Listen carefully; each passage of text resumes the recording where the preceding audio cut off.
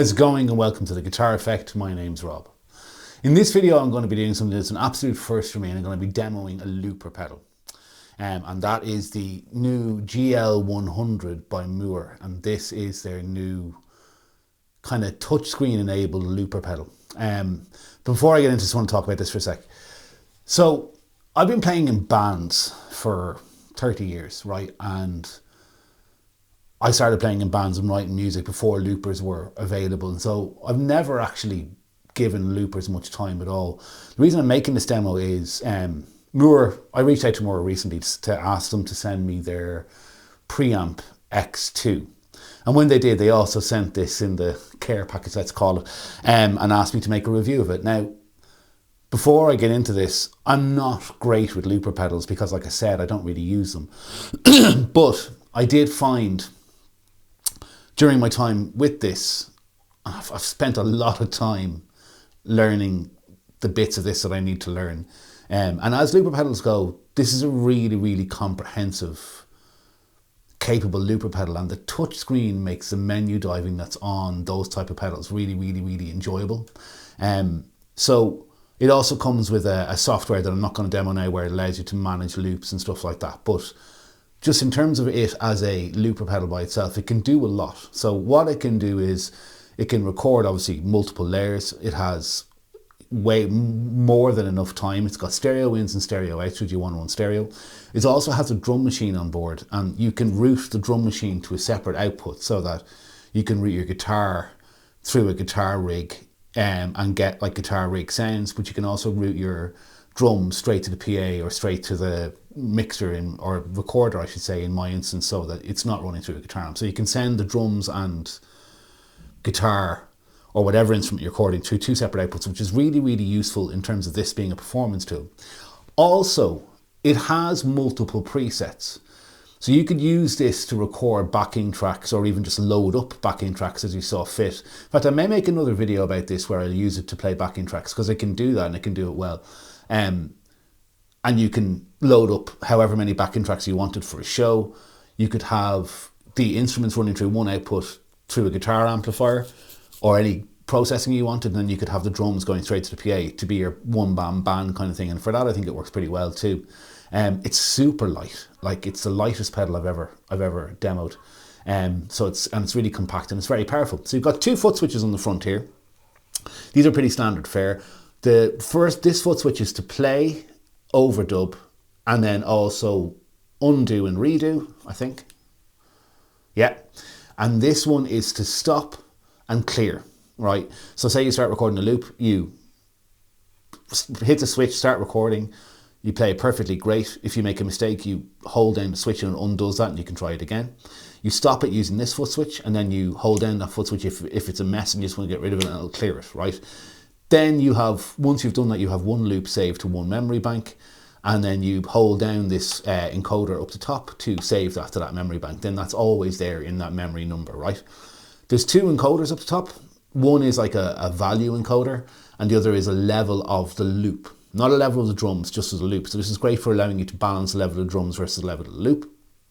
And then there's this touchscreen. I demo some of the functions of the touchscreen in my sample of using it to record. There's also three buttons on the front. There's an auto record button, which means that if you don't want to use this with your feet, you can put it on a tabletop, hit auto record, hit the switch, and it'll start recording as soon as you start playing. Or you can turn that off and use the switch to cue the beginning of your recording. There's a tap tempo foot switch which controls the speed of the drums, right? So, and then there's a drum on and off button on the front as well. So how I'm using this is I'm using it with the drums on to record, so I have a tempo to play along to. I'm tapping in the tempo I want, but then you can tap on the screen and fine tune that with this encoder knob. And then it gives you a 4 count with the tempo before it starts recording, which gives you the tempo in your head about what speed to play at, which is really, really useful. I really like this for that. For, you know, the demo I have made of this, because I don't use looping to build up loops live, is as a songwriting tool, right? So if you're at home and you have some ideas, like I had a like kind of punk rock kind of idea that I want, that has been floating around for a while, and I use this to build it up into different parts. and then like listen back to those parts, and I could then go write a vocal melody and some lyrics while playing it back on this. And I can separate it out into several song parts doing that, and you know, use slot 1, slot 2 and slot 3 for like the verse, chorus and middle 8, say, for example. So I demo that in the demo. So this is the audio demo of the Groove Loop by Mooer. Okay, so as the eagle-eyed amongst you may realise, but it's like wardrobe change here and a haircut change, because it's actually a few days later after I've recorded the intro to this, because I made the video, recorded the whole demo, edited it, went back and looked at it and went, that is some of the worst guitar playing I've ever done, because I was so focused on trying to make the loops work. My playing was just terrible, and it was too bad. It was demonstrating the looper fine, but the example was just too bad for me to put up. I just couldn't live with it, right? So I've started again. So what I'm going to do is I'm going to show you how you build up guitar, a bit of lead guitar and bass and drums on one part of a song. I've already recorded the second part, and then I'm going to show you afterwards how you would tweak the drums and stuff to make them kind of fit what you've recorded better, right? So there's a number of steps to be able to do this. The first thing I'm going to do is show you the riff I have that I'm going to be demoing, right? Oh, very important, sorry, before I move on. It's really important to note that the other thing I did wrong when I was doing this before was I put the looper into my amp modeler, which meant that I was only recording a loop of the electric guitar dry, and then the amp modeler was modeling it afterwards. If you want to record a song to listen back to, which is what I'm doing, I'm trying to make a demo of a song, and I'll use the looper to be able to like write the vocal melody and write the lyrics and stuff for that song as a way of playing back the actual song.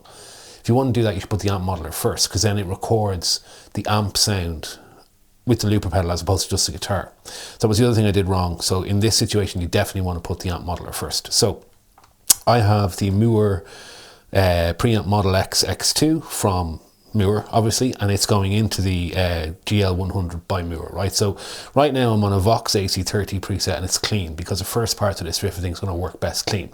So here's the riff, right? So the first part of it goes.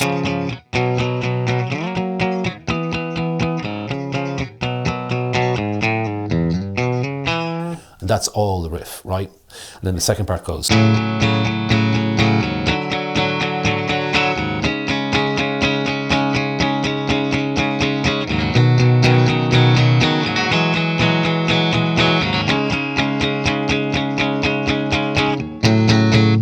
Okay, I've already recorded the second part of it, so what I'm going to do is demo recording the first part of it: guitar, lead guitar and bass. Okay, so in order to do this, the first thing I have to do is set up the drum pattern, because I'm going to want to play along with the drum pattern. Also, you'll see there's two leads here coming out of the side of the GL100. So the first one, the black one, is my guitar or the loop that I'm going to record, and the second one is the onboard drums. So I have them going into two different channels on my interface so that I can basically play them back separately. In a real life situation, you might want to send your guitar to an amp and your drums to the front of house, right? So that's what I'm emulating here. So the first thing I'm going to need to do is set a tempo for the track, which I know was 125. So a couple of different ways to do that, right? I can simply hit the tap. Sorry, I think I've got to go into drum and then hit the tap. Yeah, it's got it to 126 there. I know that I want it at 125, so how do I tweak that? Well, if I tap on the rhythm, it's at 126, I just use the encoder to bring it back to 125. Then I come back with the return key, and I'm back in this loop here. I have a set of 125 and I've got a 4/4 pattern, right? So what the drum sounds like is this.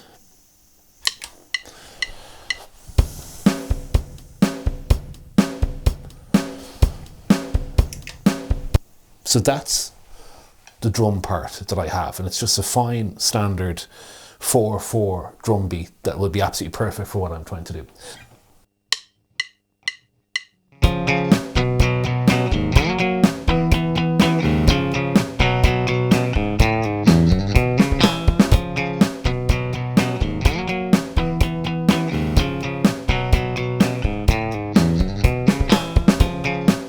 I'm happy with that. Okay, so the next thing I need to do now, having recorded the riff, is record like this lead part I have, which out of context is going to sound very strange because it goes.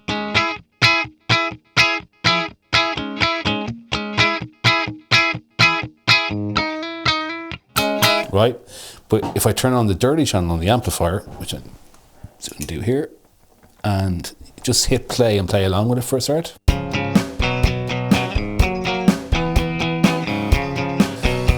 let it come around.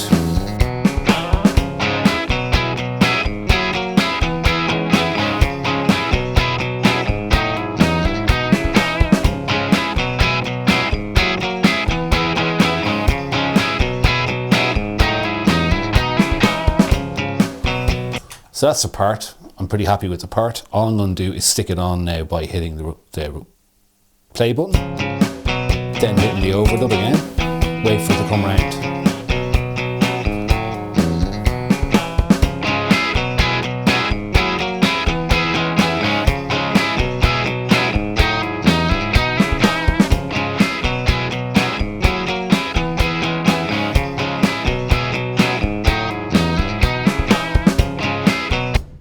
Done. So that's the verse part of the riff recorded. What I'm going to do now is grab a bass and stick a bass onto it, because I think there's an interesting thing there about level balancing. Okay, so I have my old Ibanez bass here. It's what I use to track bass all the time. And the first thing I'm going to do is, right now I'm on a Vox AC30. There are bass amps in this pedal, but I don't know what preset they're on. It's not labeled, so I don't know. But I do know I have a Fender Deluxe Reverb, and I've already tried this, and it actually does sound pretty good. So what I'm going to do is switch up to patch 1. And go to the clean sound, and this is my bass sound. Now, if I wind the volume up full on the bass, it's actually too much. And let me just demonstrate what I mean. So I'm just going to play the riff again.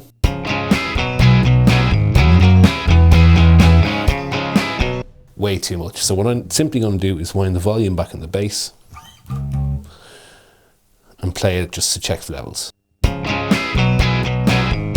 Still a bit too loud.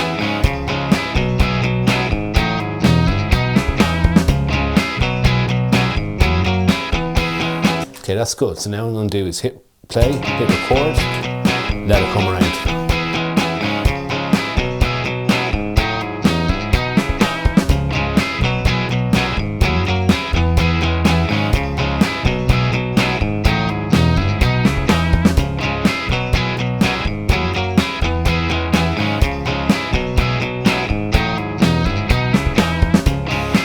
Okay, so what I have now then is I have the entire verse part of the song demoed, but what I'm going to want to do is go in afterwards and like listen to the different drum options available to me, because I think the drum machine in this is quite comprehensive. So I'm going to go listen to the different drum options available to me and decide which one I like the best by going into the drum program while the loop is playing and changing the drum pattern, right?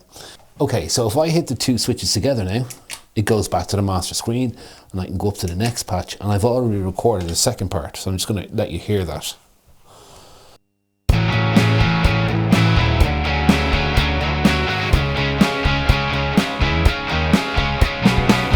So what I'm going to do is play that, but while it's playing, set it to, at the end of that loop, go back to the previous part, right? So how I do that is I hit play.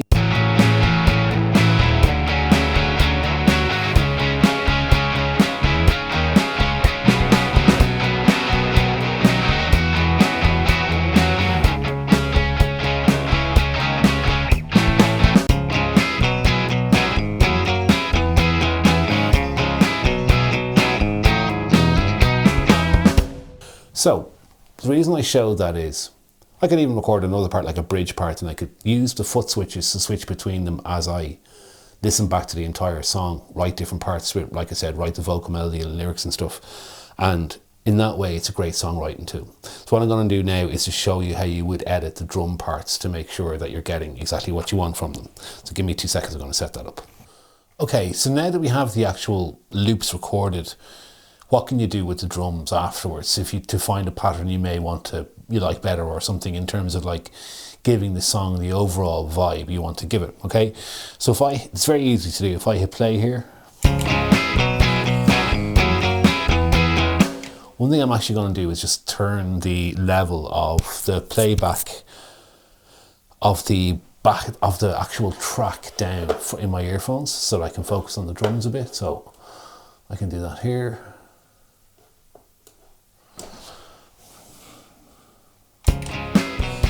Yeah. Okay, so how you would do that is you would hit play and go into the the drum setting here. And as you can see, there is a number of different modes, right? So there's pop, I can change that to funk, blues, which goes into a shuffle, rock, which is half time, metal, which is metally, jazz,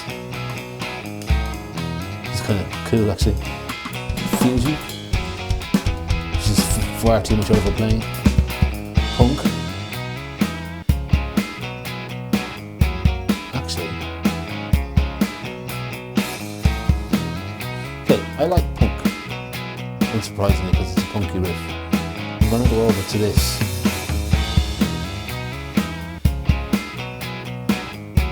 It's quite cool actually. I'm going to change the pattern. No. Overplaying. Half time. It goes into different time signals. The first one's quite cool though.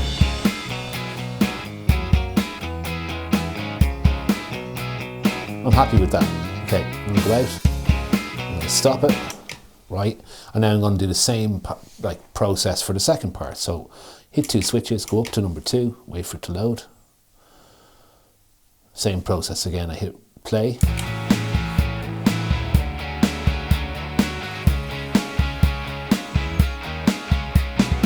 It's pretty good actually where it's at.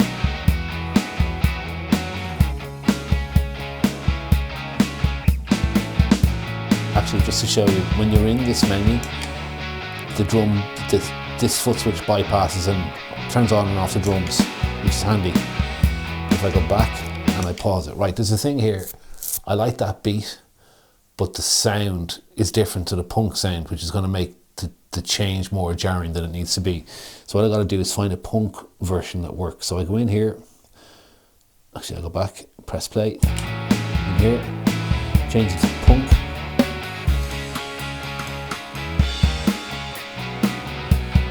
Find a pattern that works.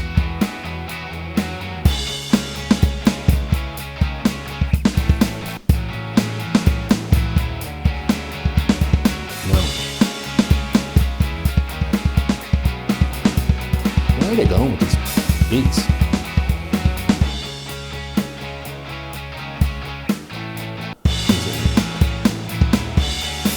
Oh, yeah. There we go. Perfect. Okay, so go back out, stop, and then I'm happy with that, so I want to save it. So what I do is I hold down escape, at least it should save it. Interesting. Maybe I need to go back out to the main menu.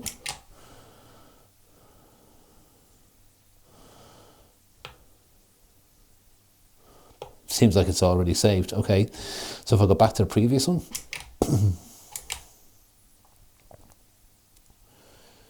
see if I can save it. Yes. So obviously the only thing I changed in the second was the drum beat, so you don't need to save it after you change the drum beat, it just recalls it. So then, to finally just go through those last 2 things. So here's the verse part.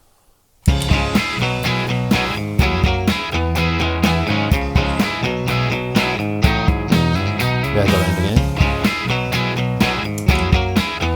And at the end of this revolution, it's going to go to a chorus.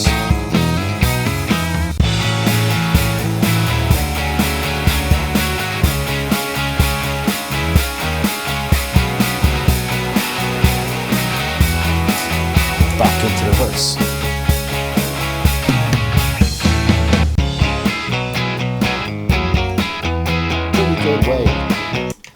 Pretty good way to, like, you know, put a song together. I'm pretty happy with that as a songwriting tool. There's a few different elements of the looper's capacities that I haven't demonstrated. Like there's a auto record function, and you can set the drums to kind of detect what you're playing. I don't really like to do that. I like to choose these things myself, but as you can see, like as a songwriting tool, it's pretty useful. So there you go. There was a lot of editing in that video because I'm not good with loopers. I hopefully communicated the power of this thing as a songwriting tool to be able to get yourself like a version of a riff that you can really kind of get the idea of it across to be able to write lyrics and melody over. And I think it does that really, really well. I think that someone that looped regularly would be better at doing that than I was. I had made a lot of mistakes while I was making this video. But even at that, there's functionalities with undo and redo and stuff like that that allow you to manage those mistakes happening. So as looper pedals go, I haven't used a huge amount of them, but I think this is a really good one. And also it's so light, you know. So I really like that about it. So yeah, thanks very much to Mooer for sending this out to me. I hope I did it justice. Like I said, for the umpteenth time, I'm not good with these things. I play music with a band. I don't play by myself. So yeah, thanks to Mooer for sending it out. Any questions, throw them in the comment section down below. I'll be happy to answer whatever I can. And yeah, I'll see you in another video again soon. Take it easy. Bye bye.